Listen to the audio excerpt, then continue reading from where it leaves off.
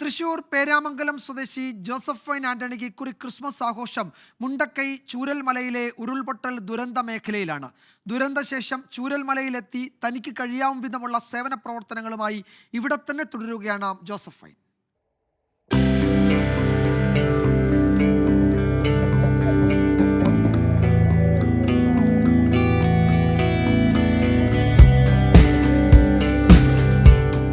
ദുരന്തം നടന്ന് ഒരു മാസം പിന്നിടുമ്പോൾ ഓഗസ്റ്റ് 30-ന് തൃശൂരിൽ നിന്ന് വയനാട്ടിലേക്ക് വണ്ടി കയറിയതാണ് അറക്കൽ ജോസഫൈൻ ആന്റണി.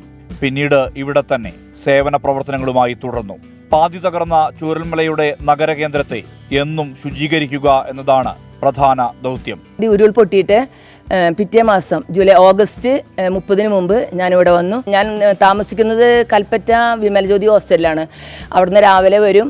ഇവിടെ നിറയെ ചാണകവും പശുക്കളും ഉണ്ടായിരിക്കും. അതെല്ലാം റോഡെല്ലാം ക്ലീനാക്കി അടിച്ചു വാരി വൃത്തിയാക്കി ഓരോ ദിവസവും ഇങ്ങനെ തന്നെയാണ് ഈ 4 മാസം കൊണ്ട് കഴിഞ്ഞു പോയത്. നാട്ടിലുള്ളപ്പോഴെല്ലാം ക്രിസ്മസ് സജീവമായി ആഘോഷിക്കാറുണ്ട്.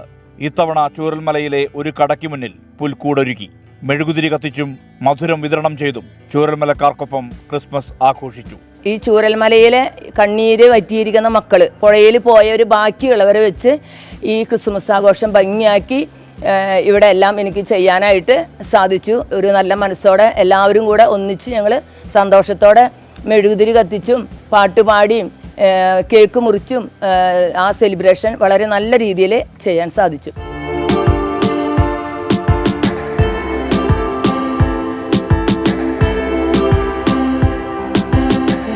ഭർത്താവ് മരിച്ച് 40 വർഷം.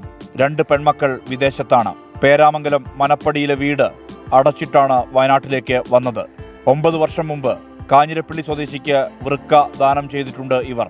ദുരന്തബാധിതരുടെ പ്രശ്നങ്ങൾക്ക് പരിഹാരം ഉണ്ടാകുന്ന കാലത്തെ മടക്കമുള്ളൂ എന്ന ആഗ്രഹം കൂടി പങ്കുവയ്ക്കുന്നു ജോസഫൈൻ.